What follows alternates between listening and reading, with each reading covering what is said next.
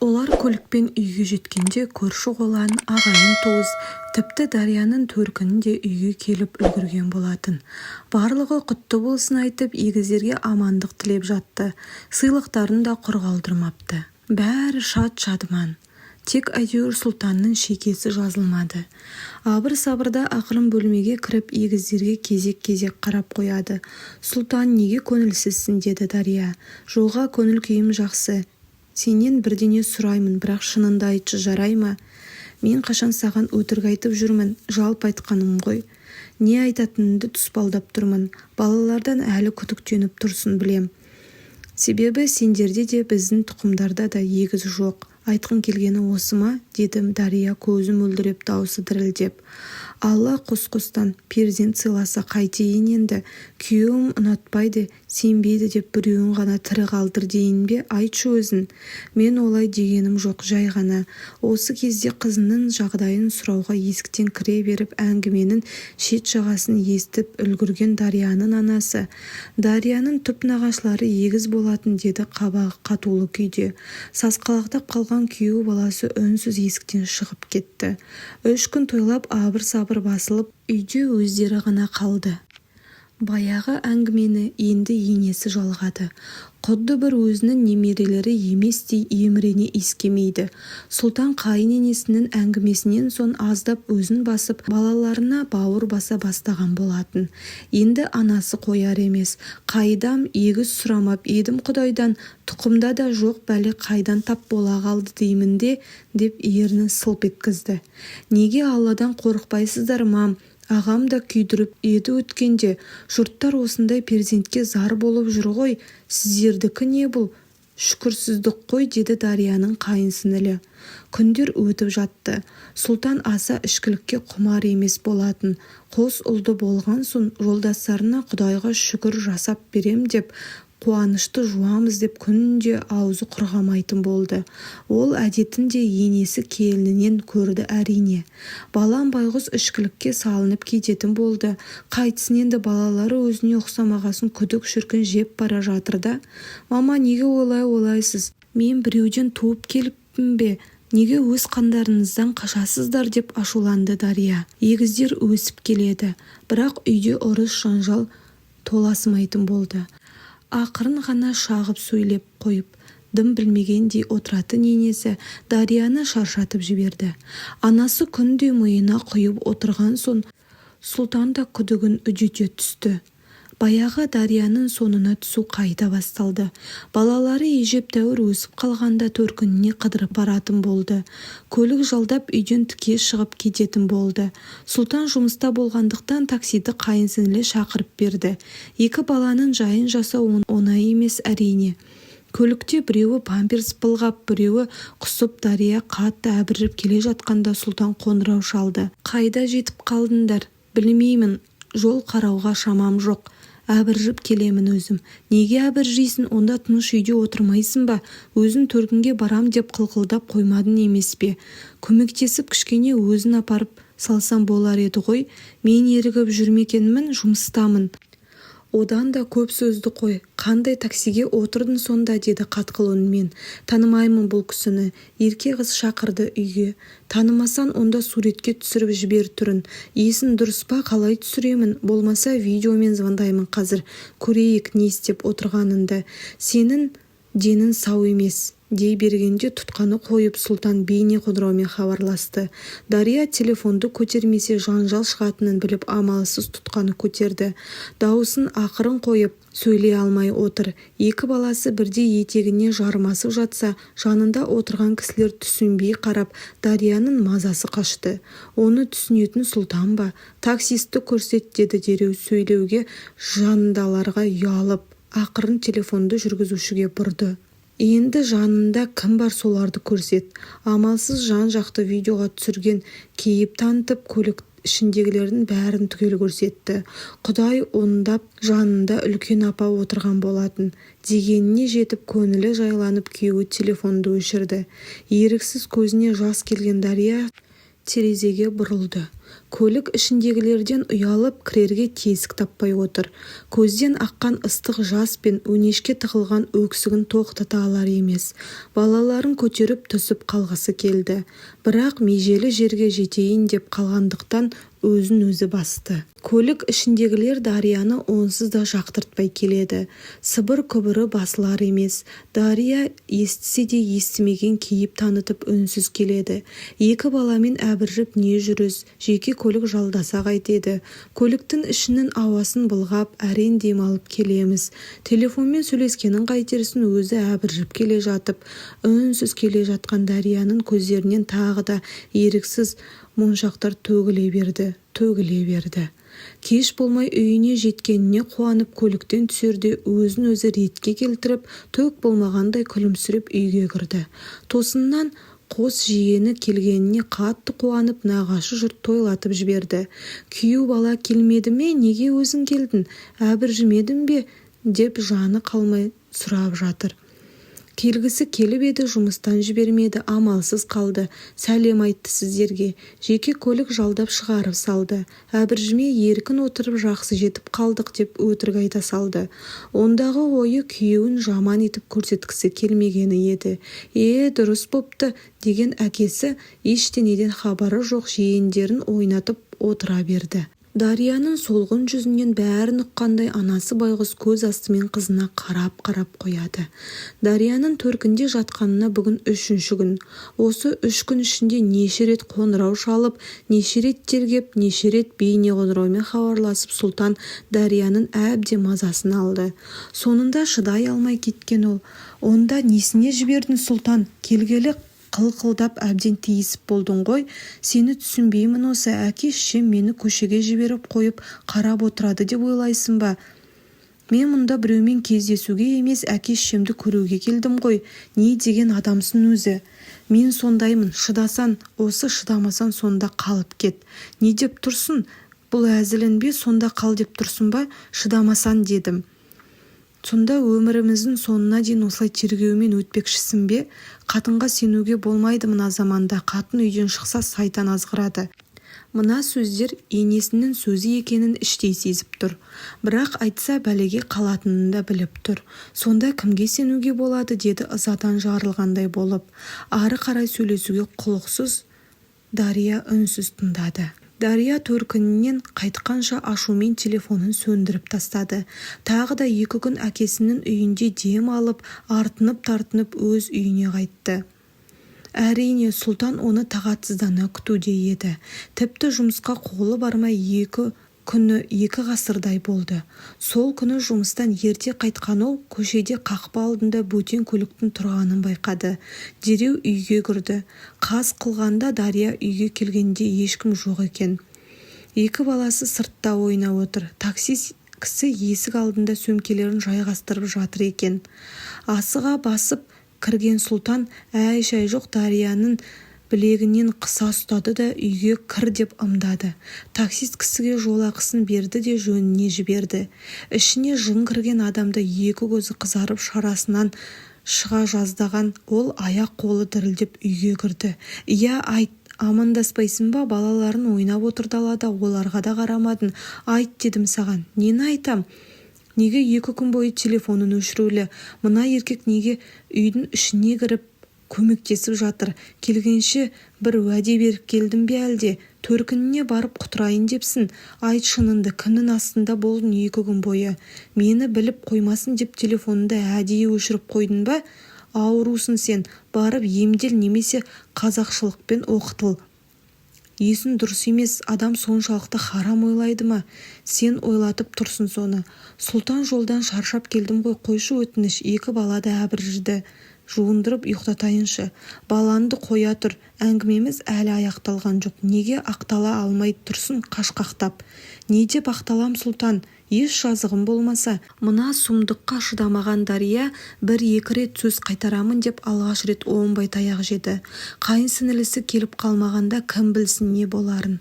Қызғаның жоты лаулап жанып өзін өзі игере алмай, миы істемей ұра беріпті. қан жоса болып жатқан кезде қайын сіңлісі келіп ара түсіп тоқтатты. Есін жиған Сұлтан не болғанын өзі де түсінбей қалды. Көз алдына Дарияны өзге еркекпен елестетіп тоқтай алмаған еді. Енді көзін анық ашып қараса, өзге еркек түгілі тірі жан жоқ. Тек қарындасы ғана айғайлап ағасын ұрып жатыр. Құлағы ештеңені естір емес, күңгірлеп тұр. Екі көзі жерде жатқан Дарияда. Сұлтан ессіз жатқан Дарияны көтеріп бөлмесіне апарды. Дария, жаным, көзіңді ашшы, бұл қалай болды, өзімде түсінбей қалдым. Кешірші мені, мен сені қатты жақсы көргендіктен. Дария, өтінем сенен деп жыларман халде Дарияның қансыраған әр жерін ұстап есі шықты. Қарындасы ыдыс толы су әкеліп қанын жуып әлек, өзі жылап жүр. Аға, есің дұрыс па, өліп қалса қайтесің? Қарашы, барлық жері қан, жедел жәрдем шақыру керек. Жоқ, онда мені өлтіреді ғой. Кім өлтіреді? Жоқ деймін, керек емес, мама қайда? Дәрі беріп майыз жағып емдейміз, оянса болды. Қорқатын болсаңыз неге ұрасыз? Есіктен кіріп келген Әлима апа келінін көріп көзі шарасынан шыға жаздады. Әй, мынаған не болған, төркінінен қашан келді?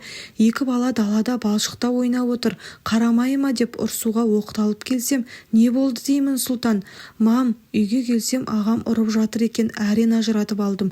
О, сорың құрғыр, нем бар ұрып? Ертең бір жерін майып қылып қойсан, өмір бақи бетіне басып өтеді ғой сорлау. Өлмегеніне шүкір де, абақтының ар жағында өтер еді қалған өмірін. Неге ұрдың? Төркінінде телефонын көтермеген сон. Ай, сорлы баламай, қайдағы жоқ қап-қара қатын алып, оны өлердей қызғандың-ау. Қызғанатындай бір айдай сұлу болса қайтер едің? Не істейміз енді? Мама, ағам жедел жәрдем шақырма дейді. Шақырма құрсын, басымыз бәлеге қалады. Сұлтан, жүр, көрші ауылдағы емші кемпірді алып келейік. Емші келіп Дарияның барлық жерін мұқият көріп шықты. Ауруханаға апармаса болмайды. Қабырғасы сыныпты, ішіне қан кетуі мүмкін. Бауырын езіп жерген сияқты әлсіреп жатыр деді. Үй іші амалсыз ауруханаға алып барды. Дариядан сұрақ жауап алғанда ешкімге шағымым жоқ деп жазып берді. Бірақ 2 жеті ауруханада жатып артынан келген Сұлтанға ләмим деп аузын ашпады. Тіпті бұл жағдайды төркінінен де жасырды. Сүйген жарынан мұндайды күтпеген Дария күйеуі қанша кешірім сұраса да тіл қатпады. Үйіне келген соң құр сүлдері тек өзіне тиесілі келіндік міндетін атқарып жүрді. Баяғы күліп жүретін қайынсіңлісімен сырласып ашық жарқын жүретін Дария жоқ. Төркіні хабарласса ғана өтірік күліп сөйлеседі. Бір айда денесіндегі жаралардың ізі қалмай жазыла бастады. 2 қабырғасы сынған екен. Құдай оңдап бауырына зақым келмепті. Күндер өтіп жүректегі жара да жазыла бастады. Сұлтан баяғыдай тіміскілене бермейді. Егіздер 2 жасқа келіп өздері жүріп тұра бастаған шақта Әлима апа қызын ұзатты. Дария қамығып жүр. Қайтсын енді, бұл үйдегі жалғыз жанашыры, сырласы, құрбысы өзге үйге ұзатылып кетіп барады. Енді кіммен сөйлеседі, кіммен шер тарқасады? Қыз жат жұрттық екенін біле тұра Дария кәдімгідей қамығып қалды. Ұзату тойы жақсы өтті, артына жеңгесі болып Дария өзі барды. Осы кезде Сұлтан тағы бір қыңыр-қисық мінез көрсетті. Міндетті түрде Дария бару керек пе? Басқа туысқандар барса болмайды ма? Дәстүріміз бойынша жеңгесі алып барады ғой, деді анасы. Үнсіз көнген Сұлтанның ішін қызғаныштың қызыл иті тырнап барады. Сол баяғы әдетіне басып қонақта құдағи боп отырған әйелінің жан алқымынан алып қайта-қайта хабарласа берді. Баяғы күндері есінен ешбір кетпеген Дария амалсыз телефонды алудан шаршамайды. Енді Сұлтанға қазір қайтамыз дей бергенде құда жақтан бір кісі қатты қажет адамсыз-ау, келгелі телефон құлағыңыздан түспейді ғой құдағи деп күліп сөзбен тиісіп өтті. Кім анау сөйлеп тұрған, деді Сұлтан орнынан атып тұрып. Сен қайта-қайта мазалай берген соң айтты да, деді Дария ызадан булығып. Шығындар енді болды деп тұтқаны қоя салған Сұлтан сағатқа қарады. Қазір шықса жарты сағатта үйде болады деп ойша есептеп отыр. Онысына құдағиларды күткендер дәл уақытында шығара салмайды ғой. Ал жақсы деп қоштасып шығам дегенше 1 сағат өтті. Сұлтанның күте-күте тағаты таусылды. Үйге де кірместен Дарияны қақпа алдынан күтіп алды. Қазір шығамыз деп қайда жүрсің, 2 сағат өтті ғой. Жолдың ұзақтығы 30 минут болса қайда жүрсің деймін саған. Сұлтан аптығынды басшы, жүр үйге кірейік.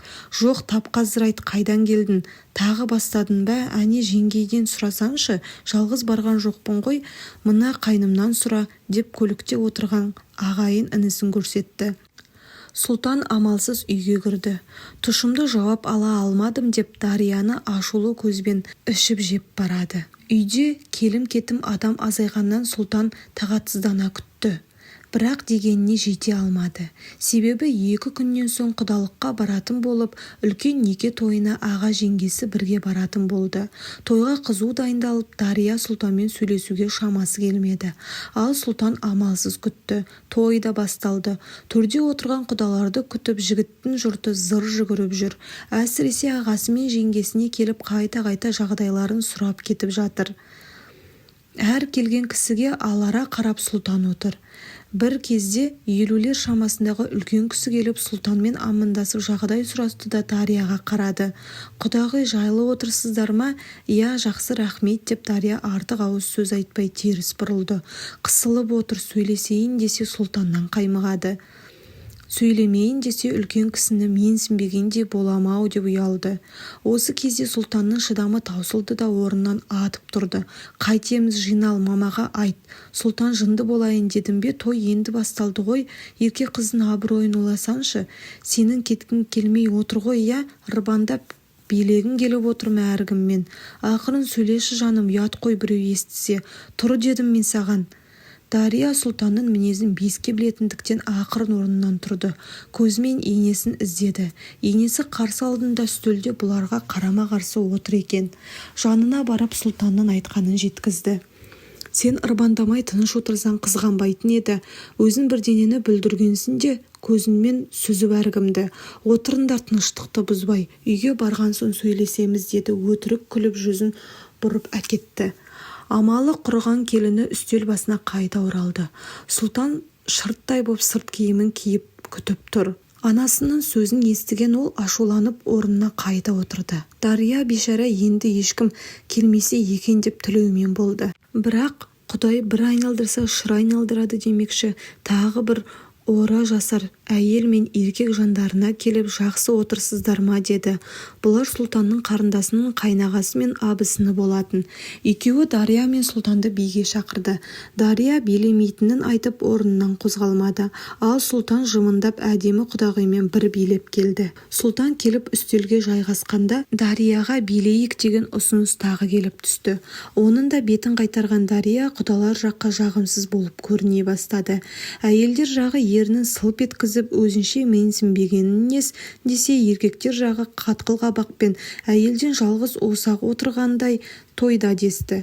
Ал Дария Сұлтан артық ауыз сөз бірдене деп қоймасын деп қылпылдап отыра алмады. Неге сені бәрі биге шақырғыш болып кетті? Әлде көзінді сүзіп өзін шақырып отырсың ба?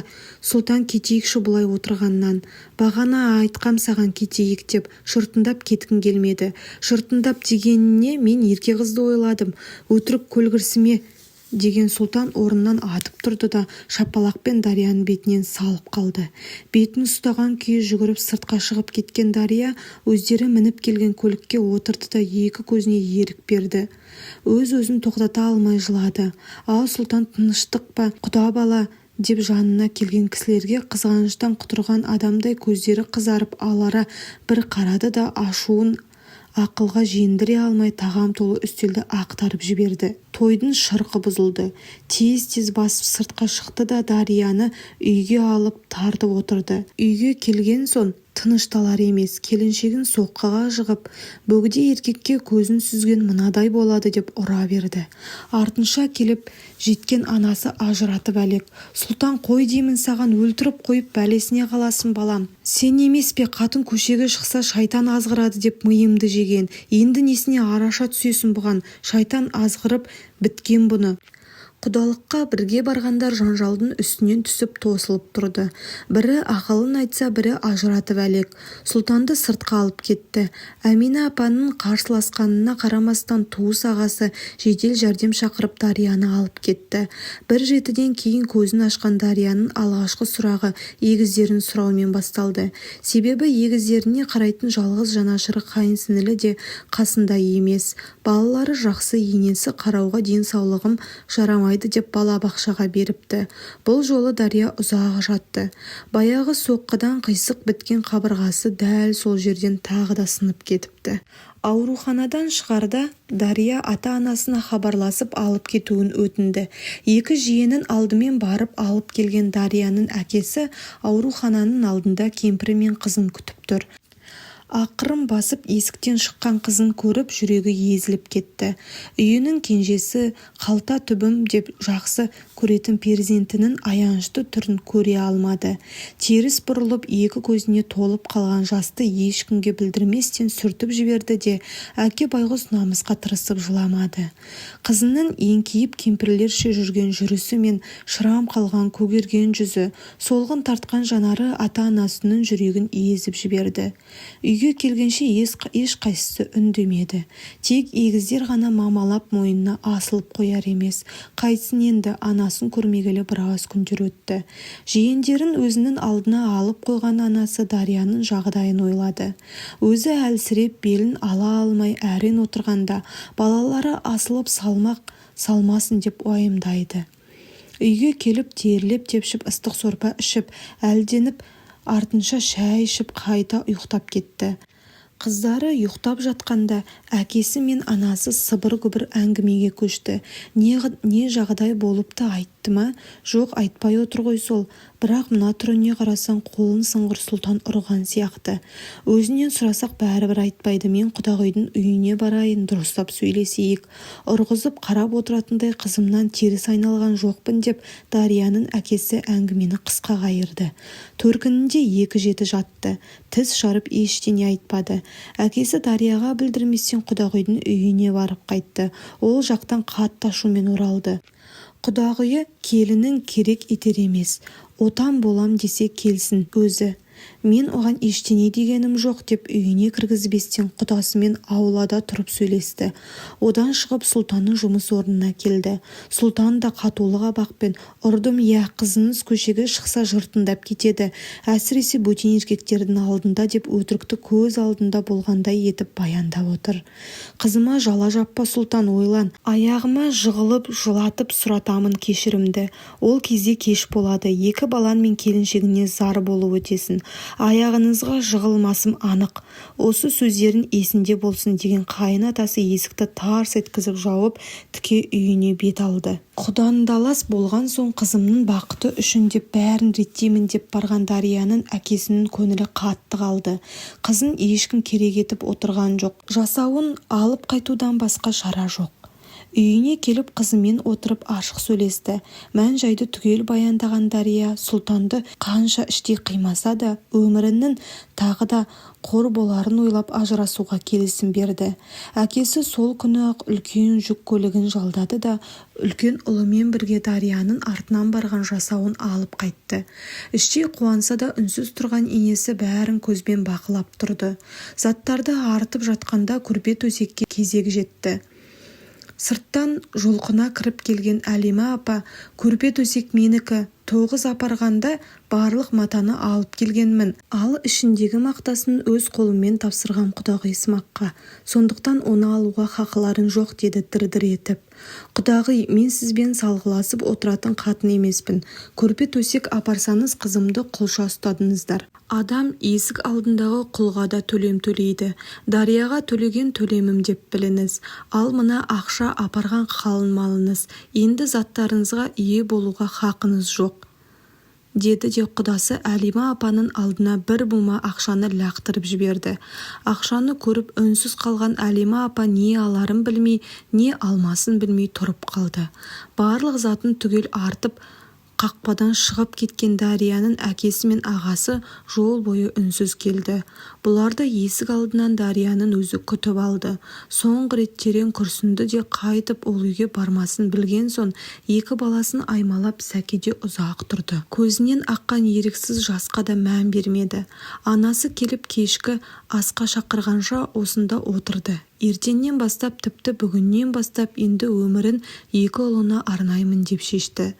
Кешкісін жұмыстан келген Сұлтан үйдің қаңырап бос тұрғанын көріп шошып кетті. Сірә мұншалықты жылдам шешім болады деп ойламаса керек. Мама, не болған үйге? Қатының кетті. Кім әкетті? Әкесі мен ағасы. Жіберіп салдыңыз ба үндемей? Өзін де әкесінің бетін қайтарыпсың ғой, бірақ мен ажырасамыз деп ойламадым ғой, деді де қайта көлігіне мініп қайын жұртына бет алды. Артынан тоқта деген анасына да қарамады. Тіке қайын жұртына келген Сұлтан жабық тұрған қақпаны қатты қақты. Түнделетіп келген кім деп бәрі алаңдап қалды. Ағасы көріп келуге кетті, бірақ жылдам оралды. Ол кім, сонша қатты ұрды есікті, деді анасы. Сұлтан деп ағасы түк болмағандай отырып тамағын шеберді. Енді қайда ол, келмеді ме? Кіргізген жоқпын, не қыласыздар оны? Бүгін ғана емес пе Дарияны қажет етпей отырғаны? Ол сондай қызуғанды, дей береді Дария. Әкесі сөзін бөліп жіберді. Жә, жетер келмейтін болып отыр еді бағана. Көрейік не айтарын, шақыр, деді ұлына қарап. Қақпа алдында кетпей әлі тұрған Сұлтанды Дарияның ағасы ертіп кірді. Таспен ұрғанда аспен ұр деген, үйіне барып есігінің аузынан кетіп еді. Кел отыр, тамақтан ауыз тий, деді қайын атасы. Жоқ, рахмет, мен Дарияны алып кетуге келдім. Неге, тағы ұрып соғу үшін алып кетпексің бе?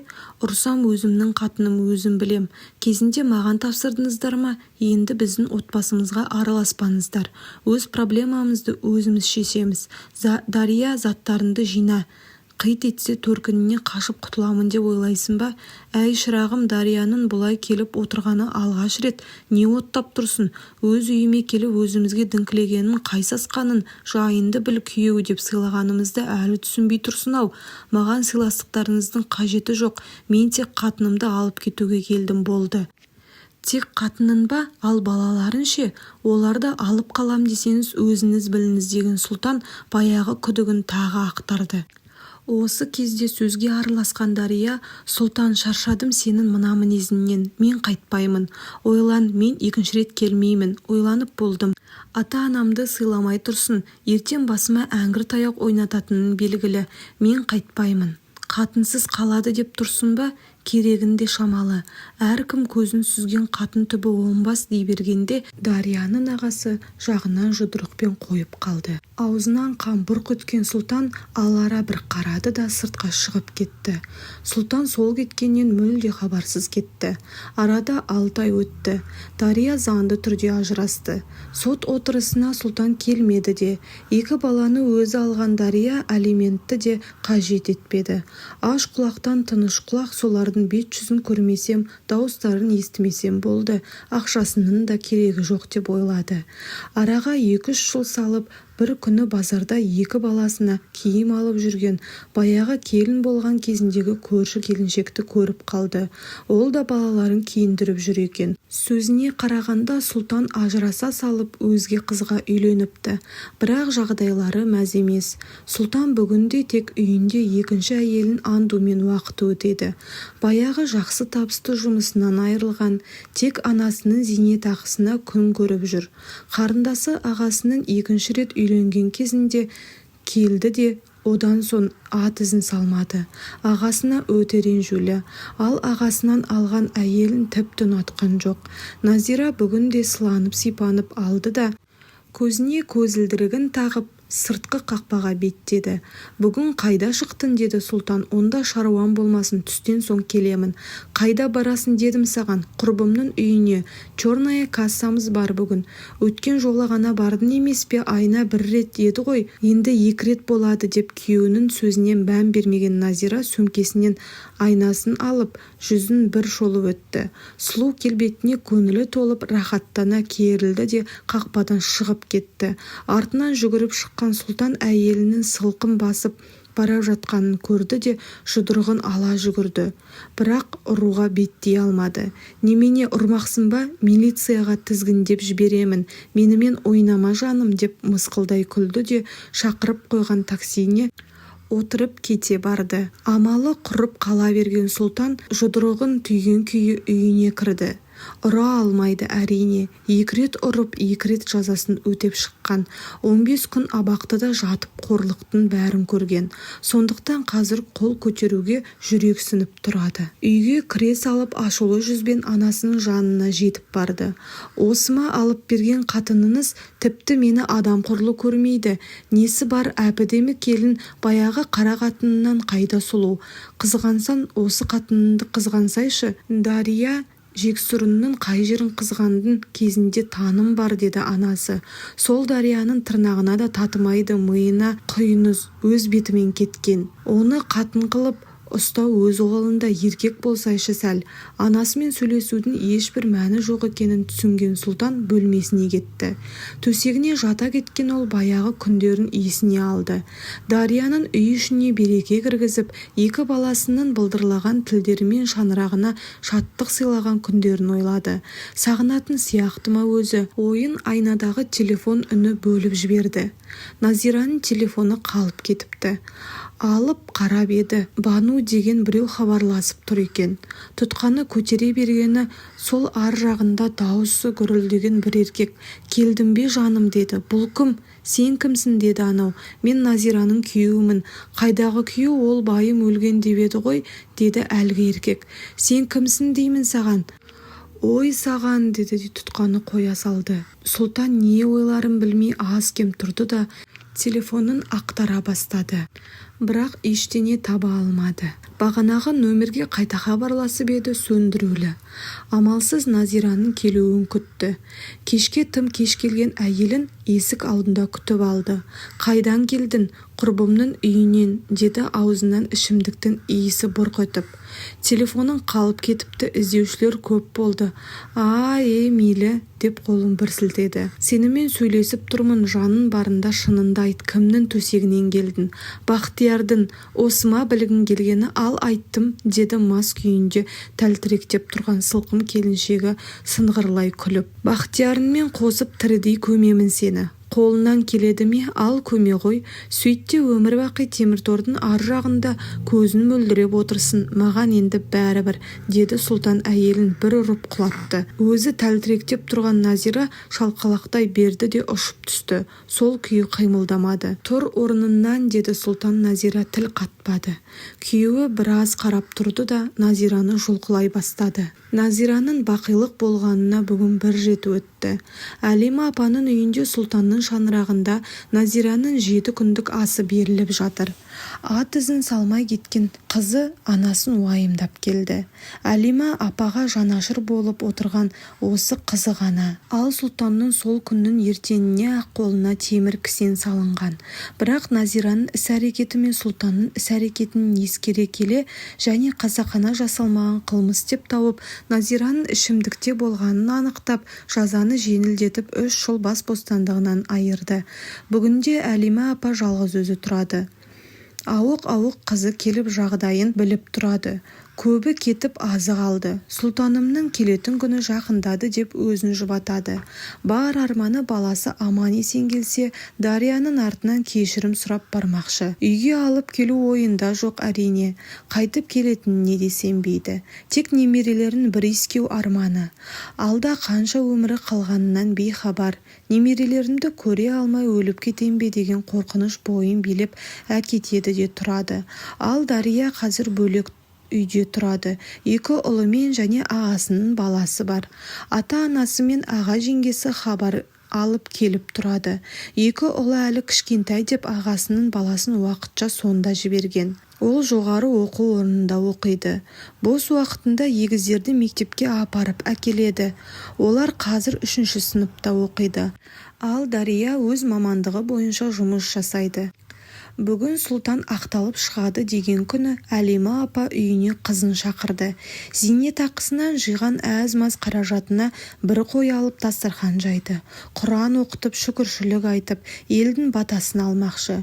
Күткен ұлы да келді-ау, жүдеп кетіпті. Ұлымен жылап көріскен ана көз жасын тыя алар емес. Жиналған ел жұрт ағайын туыс басу айтып, қиыншылық артта қалсын деп тілек білдірді. Адам аяғы саябырсыған кезде ас бөлмеге ұлын шақырып, Әлима апа ойындағысын айтты. Үнсіз мақұлдаған Сұлтан өзі де іштей балаларын сағынып жүрген болатын. Кімге мұның шағарын білмей жүргенде анасының өзі әңгіменің ұшын шығарды. Араға 2 жеті салып, Әлима апа, Мұлтан мен қарындасы үшеуі бұрынғы құдасы Дарияның әке-шешесінің үйіне келді. Салқын көріскен құда-құдағилар сәкеде отырып әңгімелесті. Әңгімеге араласа алмай отырған Сұлтан аулаға қайта-қайта қарап қояды. Балаларын іздеп әрине. Оны сезген Дарияның анасы іздеп әуре болмағанын дұрыс, олар бұл үйде тұрмайды деді сабырлы үнмен. Неге мұндай емес, сонда қайда? Тұрмысқа шығып кетті ме екен әлде? Өз ойынан өзі шошып кетті. Әрине баяғы қызғаныш емес, тек балаларымды көре алмай қаламын ба деген уайымы еді. Олар қайда тұрады? Біздің келген себебіміз де осы еді. Немерелерімді бір көріп иіскеп кетсем, Сұлтан да балаларын көрсем деп еді. Олар көрші қалада, өздерінің шаңырағы бар, інісі жанында қарайласып тұрады. Әрине сіздердікі де дұрыс, не дегенмен өз қандарыңыз, көруге хақыларыңыз бар деді Дарияның әкесі. Дариямен хабарласып бәрі жолға шықты. Жол бойы ешкім үндемеді. Әркім өз ойымен ұзақ отырды. Бұлар келгенде Дария жұмыста, 2 ұлы мен ағасының баласы үйінде екен. Немерелерін көріп көзіне жас алған Әлима апа маңдайларынан иіскеп ұзақ отырды. Есі кірмей тұрғанда кеткендіктен егіздер келген қонақтарды танымады. Нағашы атасы мен әжесіне еркелеп жүр. Сұлтан ешкімге білдірместен көзіне келіп қалған жасты теріс бұрылып сүртті де сыртқа шығып кетті.